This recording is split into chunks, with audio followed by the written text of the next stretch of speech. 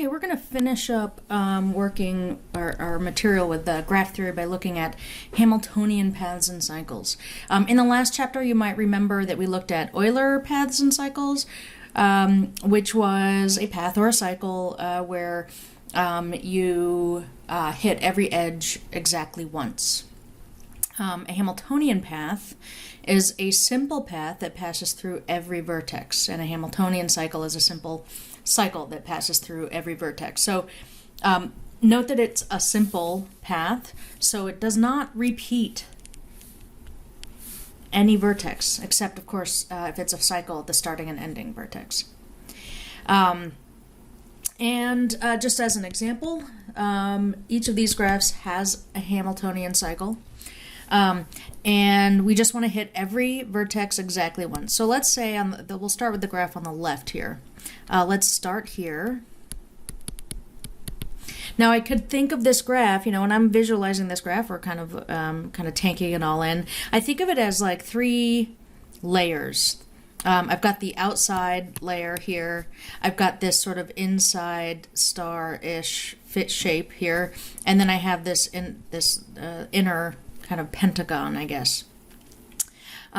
So what we're gonna do, the way I kind of approach it is, I just need to if I want to hit every vertex, I'll do it kind of by approaching each of these layers. So let's say if I start here, I'm gonna work my way inside. So I'll go down to L, over to K, into S, and now I'm going to traverse that pentagon. Then I'll get out and I'll traverse the rest of this middle layer. And now that I'm here, I can get back out and then traverse the rest of the outer layer and get back to where I started. So there is a Hamiltonian or a Hamilton cycle. You hit every vertex exactly once, and chances are, unless your graph just consists of a single cycle, you're going to miss a bunch of edges. There's a lot of edges we didn't hit.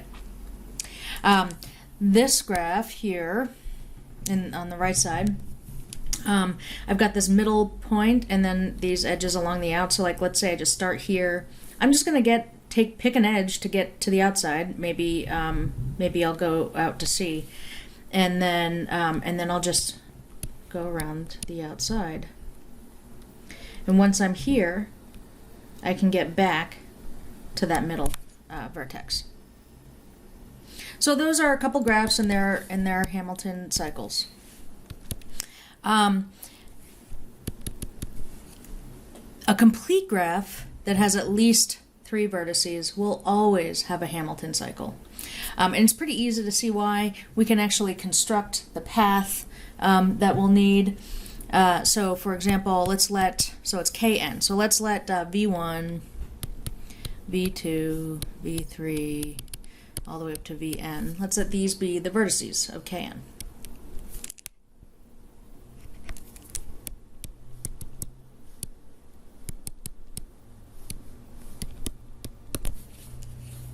And because the graph is complete, all the edges exist. So certainly the edge, let's say Vi and Vi plus 1 exists for all I.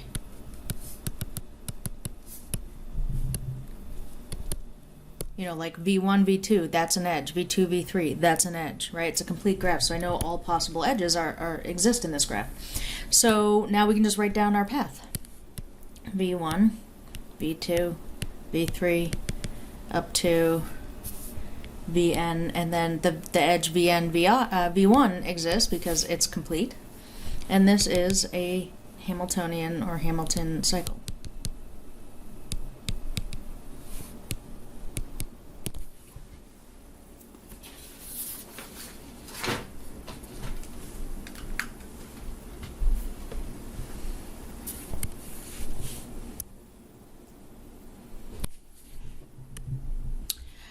A lot of what we do in this section is going to be figuring out when do we know a Hamilton cycle or path exists and not, and what conditions need to exist for to make it happen. So our first result doesn't take long to establish, but it just says in a Hamiltonian cycle for a given vertex there are exactly two edges of the cycle that are incident to that vertex. So there might be more edges in the graph incident to that vertex, but there's two edges of the cycle incident to that vertex. It's really easy to establish. So let's let V be a vertex of G.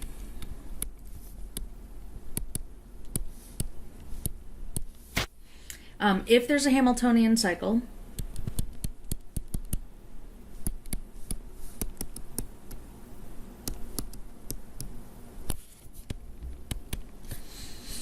then there's an edge, like the Hamiltonian cycle hits every vertex, passes through each vertex, right? It's a path, it's a cycle that hits every vertex. So if there's a Hamiltonian cycle, then there's an edge of the cycle to enter V, to get you to V, and then there's got to be an edge leaving V.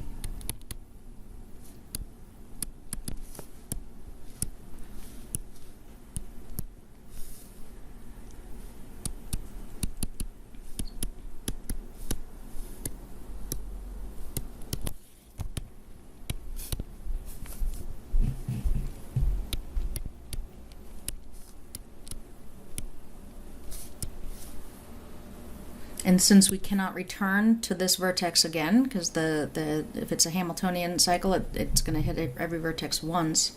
Since we cannot return to V again, these are the only edges of the cycle incident to V.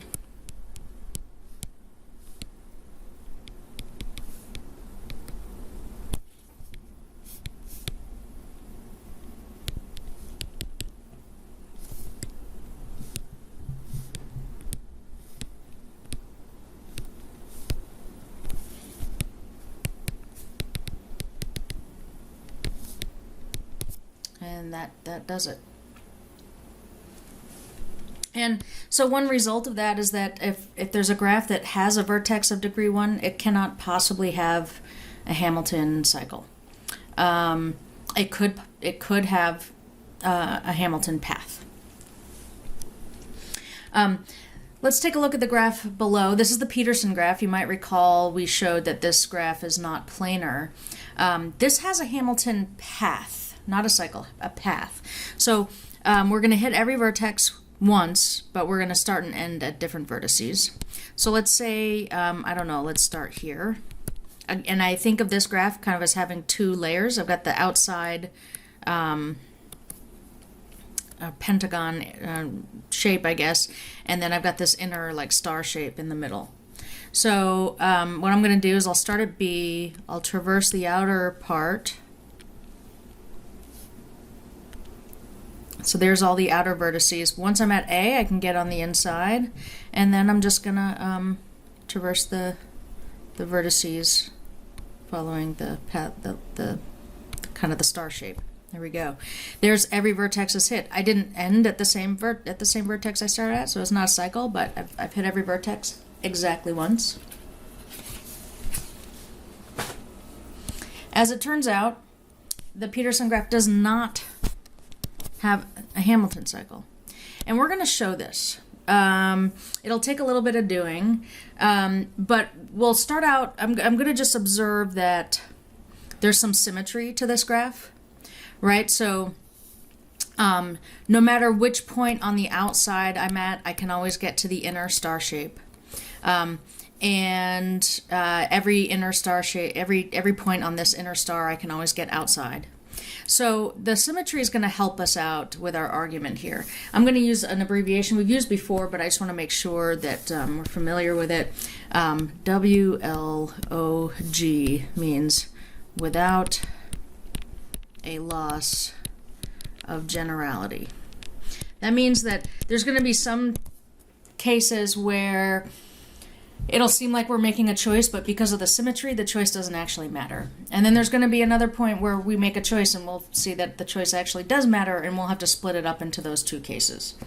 But I'm going to start off with a without a loss of generality. Without a loss of generality, if this has a Hamilton cycle, right?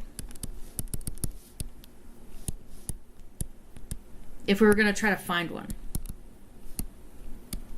And we're going to hit every vertex. Then I would have to have a way to get from the outer layer to the inner layer, that inner kind of star shape. So without a loss of generality, it will include the edge AF. You know, when I say without a loss of generality, I'm saying we're including this one, but I could have chosen either of these edges here that I've just outlined in red, and my argument will be just as valid. So that's what I mean here when I say without a loss of generality. So without a loss of generality, we got to include the edge AF.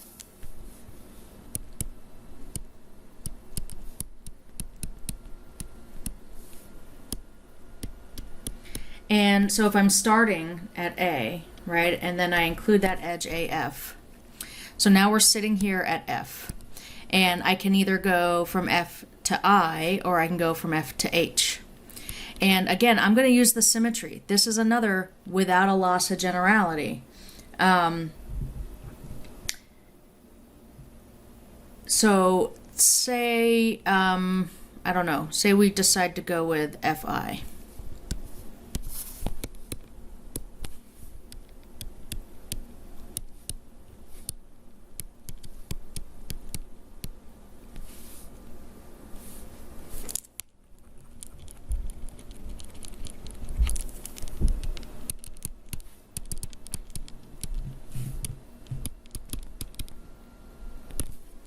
Okay.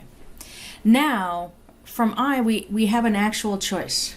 All right. So let's, well, not from I. Let's change our focus, right? So from I would either go from I to D or I to G. But let's switch our focus up a little bit. Let's focus on the vertex H.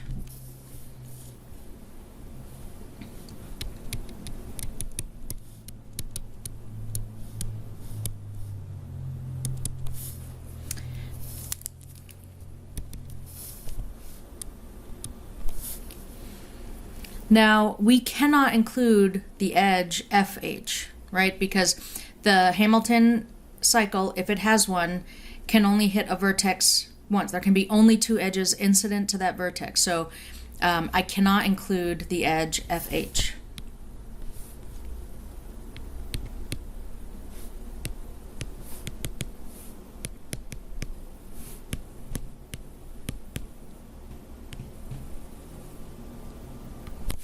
And if I can't include FH, and still we have to have two edges incident to the vertex H, that means that we have to include the other two edges. So JH and HC.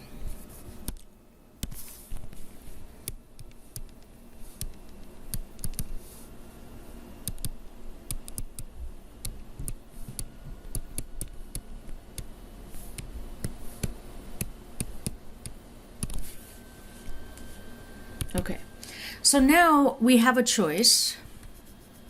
Let's go back to where we were here, looking at the vertex I.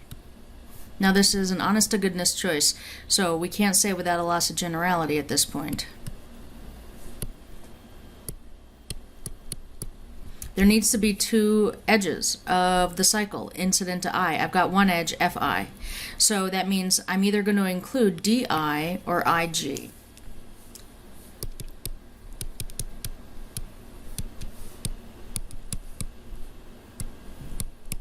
So let's just take these one at a time. If we pick ID,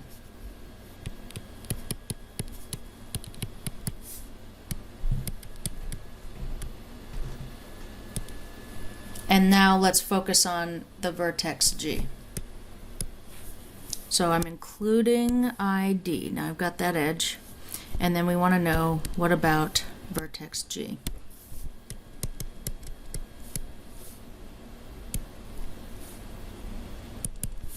Now, if I'm not including the edge IG, and there has to be two edges of the cycle incident to G, that means that we must include JG and GB.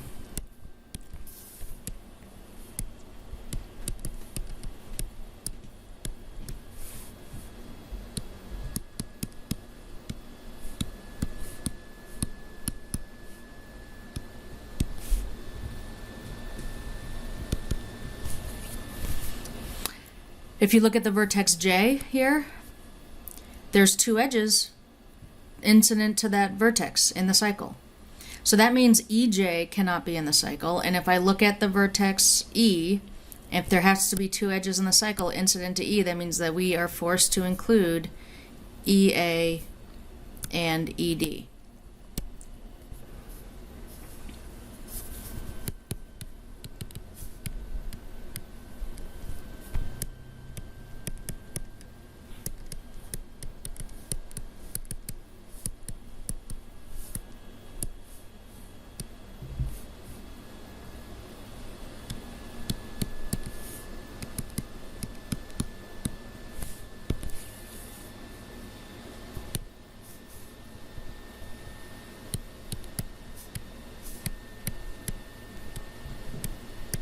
But look what we've done. At this point, we have closed off a cycle.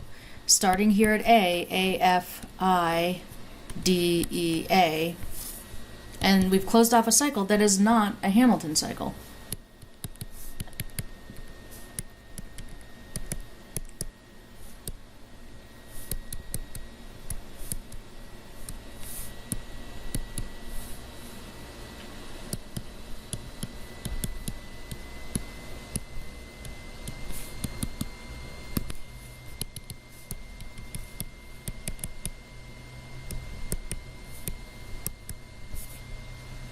Okay, so we know, so we had this choice, right? ID or IG. And if we picked ID, we know that that won't lead us to finding a Hamilton cycle. So now I'm going to go back. We're going to look at the other choice. What if we had picked IG instead? So I'm going to erase some of the marks I made on this graph.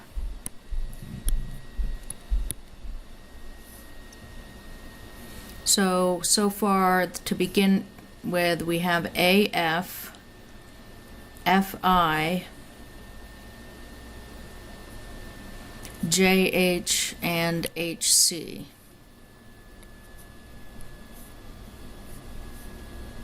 Okay, so now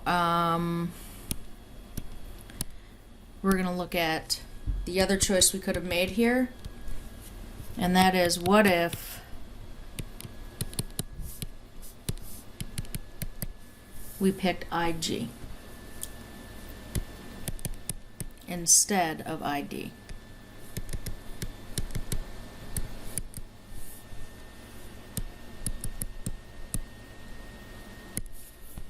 I'm going to scroll out a little bit, or zoom out rather.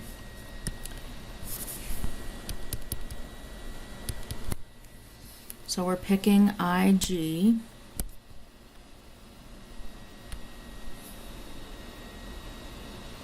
Now let's focus on vertex D over here. Okay, so we're not picking ID, right? We can't pick ID because that would give us too many edges incident to I. So since I can't pick ID and there still must be two edges of the cycle incident to vertex D, that means that we have to include CD and ED.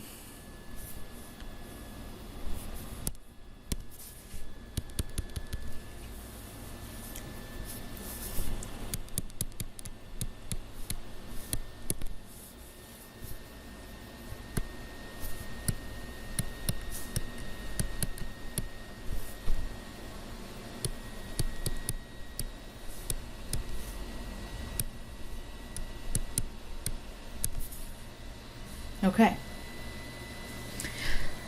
So that means that, you know, we've included DC, right? So looking at the vertex B here, right? I've got the edge HC and I've got the edge DC, which means we cannot include the edge BC. And if I'm going to have two edges in the cycle incident to that vertex, that means I have to include GB and BA.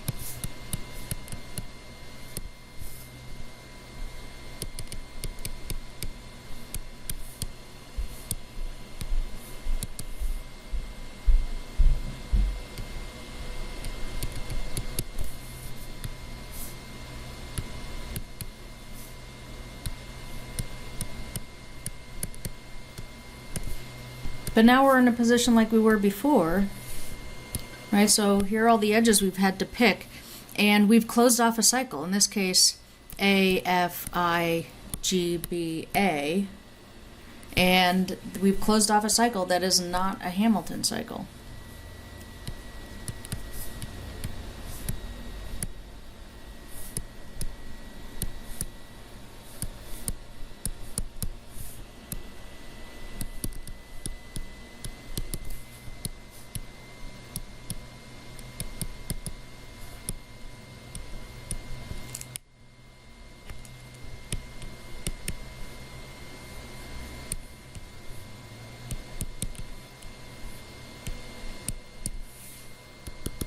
And so now we can conclude that the Peterson graph does not have a Hamilton cycle.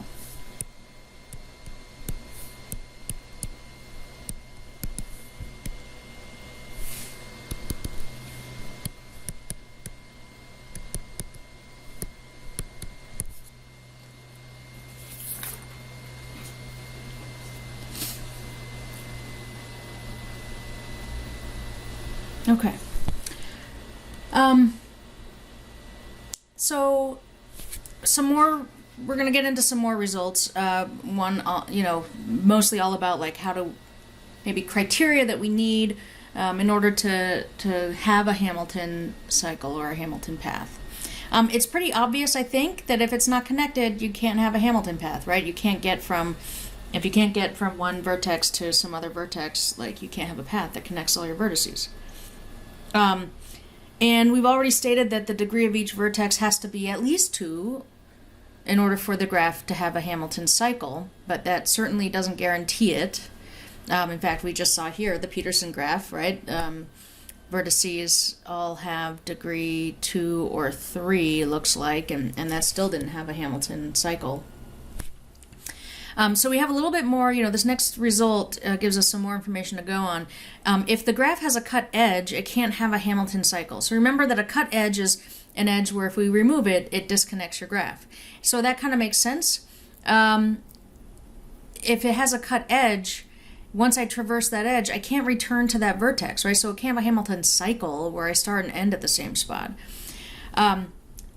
If your graph has a cut edge, and then when you remove it, those remaining components have Hamilton cycles, then G overall has a Hamilton path. So there are 2 things that we're going to establish, right? So the first one, if the graph has a cut edge, then G cannot have a Hamilton cycle. And then here's the other part. If the components formed by the removal of the cut edge have a Hamilton cycle, each have a Hamilton cycle, then G has a Hamilton path. So the first one we'll prove by contrapositive.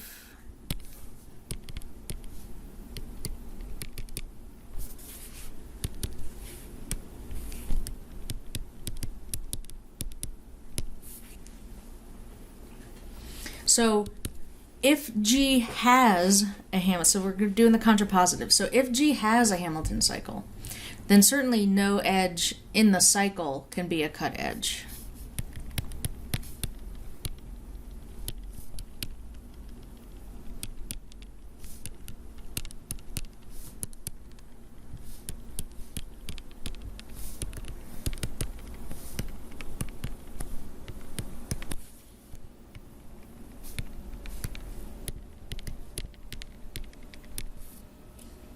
So let's let E be an edge not in the cycle.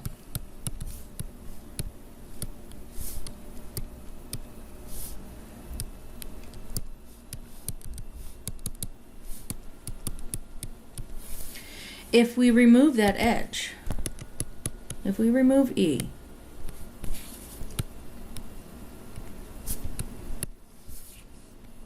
then the graph is still connected by the Hamilton cycle. And so E cannot be a cut edge.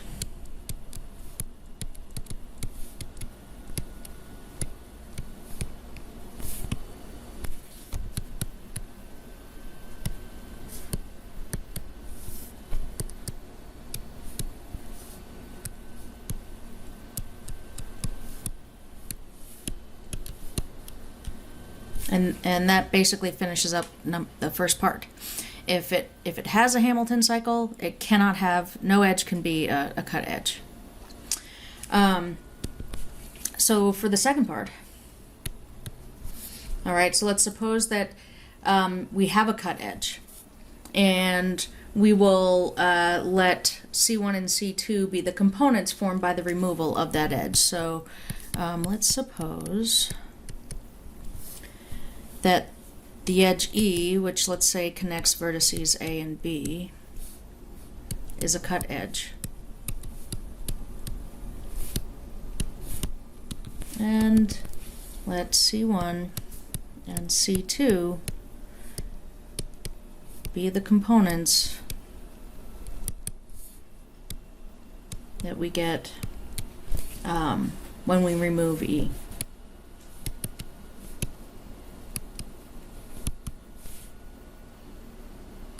So let's say the vertex A ends up being in C1, the vertex B ends up being in C2. And we'll suppose further that C1 and C2 have Hamilton cycles. That's part of the supposition in this part.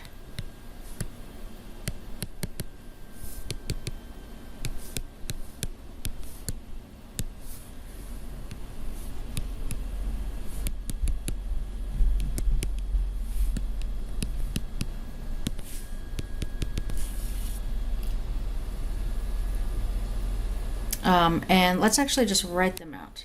Let's suppose they have these particular Hamilton cycles. Maybe in C1, it starts at vertex A, and then V1, V2, VK, back to A, and then the other one starts and ends at vertex B, say, and then U1, U2 to UN, and then back to B. All right, so these are the respective Hamilton cycles that exist in the components. Okay, then we could just construct our Hamilton path in G. Because remember, in G, this edge E exists in G, right? It's a cut edge, so if we remove it, it's no longer connected. But G contains that edge, and we're just going to make our Hamilton path. And we're going to take the path, we're going to take this cycle, and in fact, actually, not the cycle, I'll start with V1, and then I get to A, and then since I'm at A, I'm going to traverse that edge E that we have and go to B, and then end at U sub n.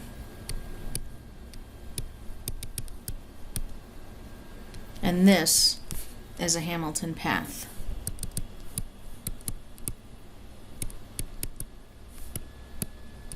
In G. Right, so these Hamilton cycles, right, in each component, right, that's every vertex of each component is hit. And so once I put that edge back, then it must be the case that I've hit every vertex in this Hamilton path.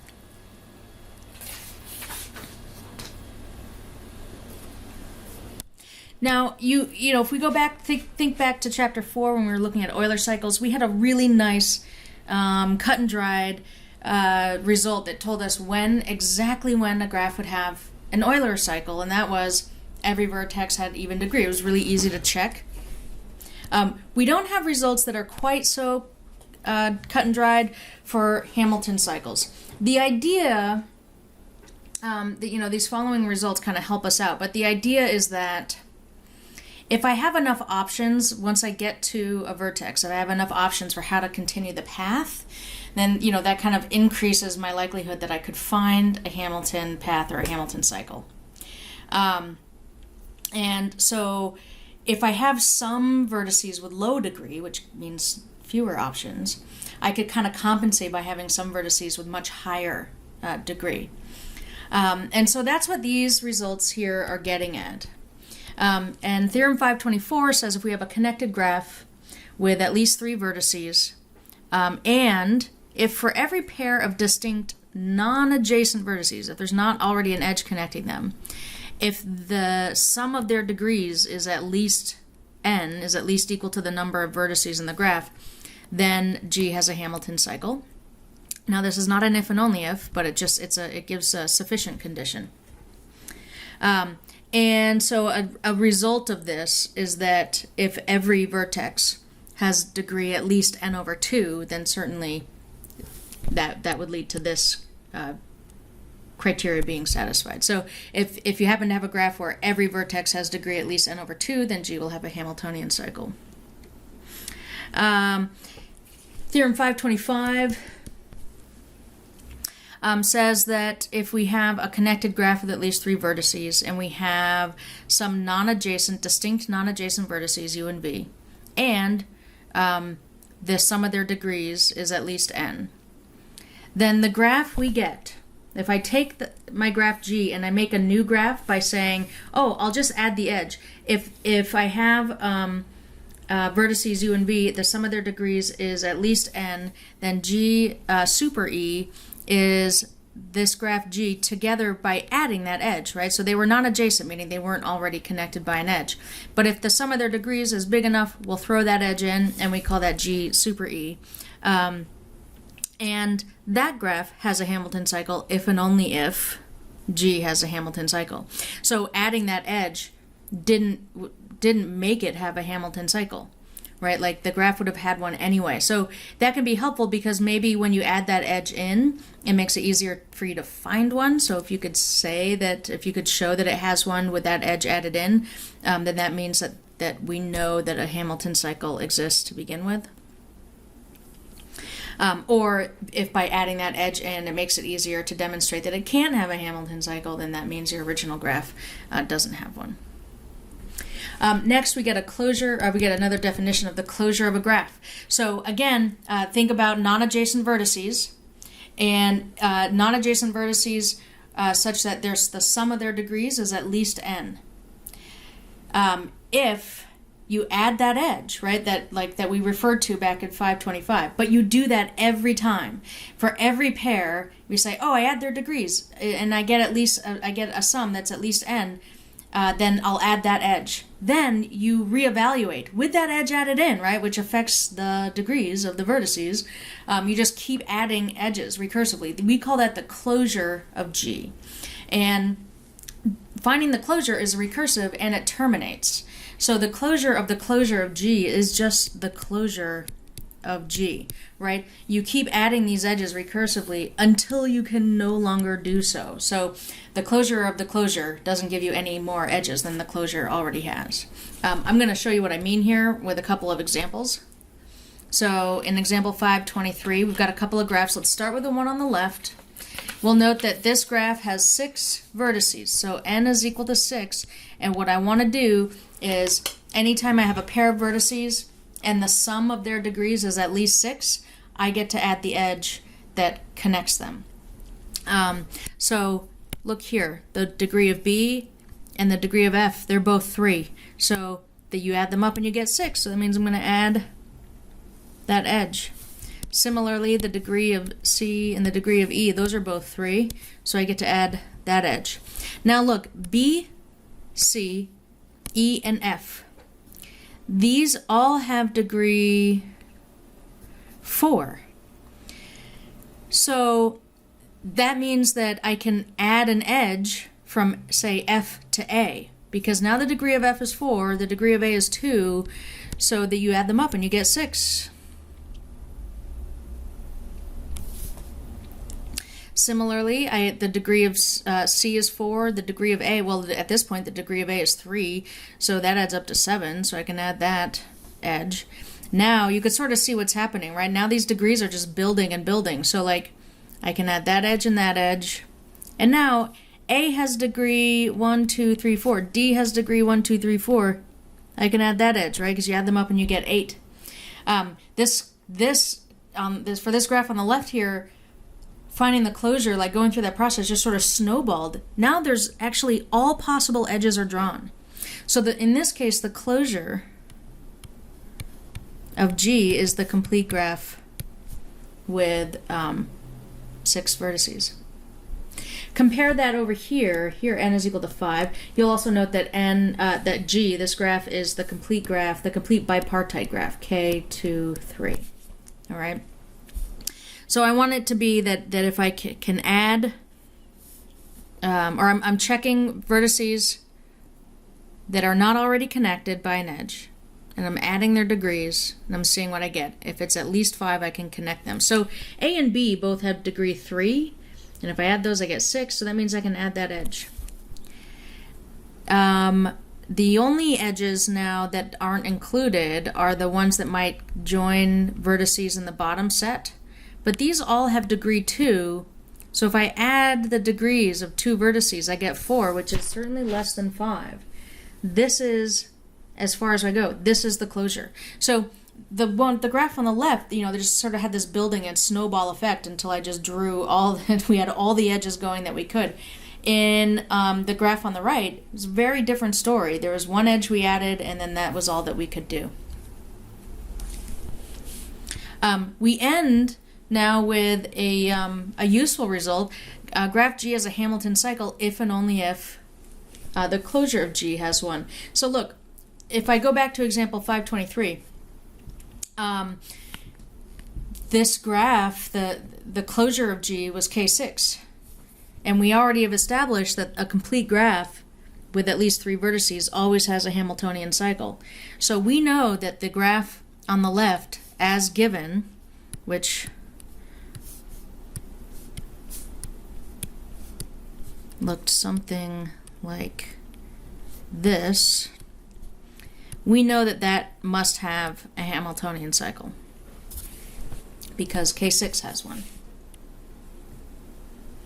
And then just one last question about this, about Hamiltonian cycles. Let's think about the graph KMM. So complete bipartite, but both sets have the same number of vertices. So we'll just note that n, the number of vertices, is 2m. And let's grab a vertex in KMM. So for vertex V in KMM, the degree of V is equal to m, right? Because remember, to be complete bipartite, every vertex in one of your sets has to be connected to every vertex on the other set. So if V is, say, a vertex on the top, it's connected to all m of the vertices on the bottom, and the same goes for the vertices on the bottom. So the degree of every vertex is m. So for any 2 vertices, we don't even have to do this recursively because this is true before we even add any edges. For any 2 vertices,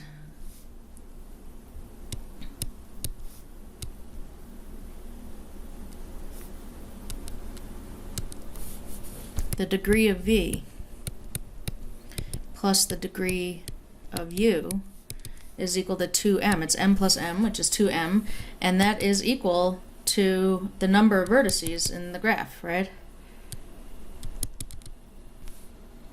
So that means we're going to add all edges that were not already there, right? We can always connect 2 vertices. So that means that the closure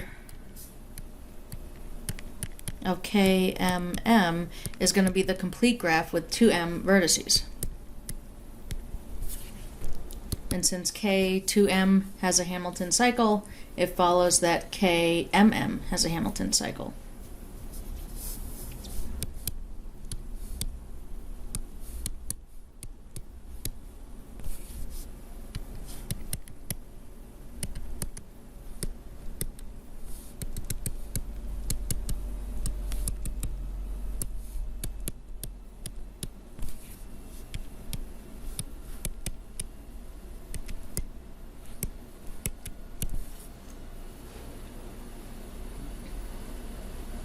Okay, that finishes up this chapter.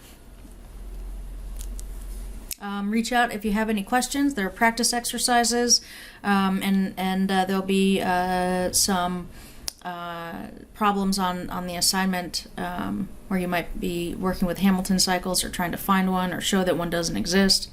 Reach out if you have any questions, and definitely check out the practice exercises.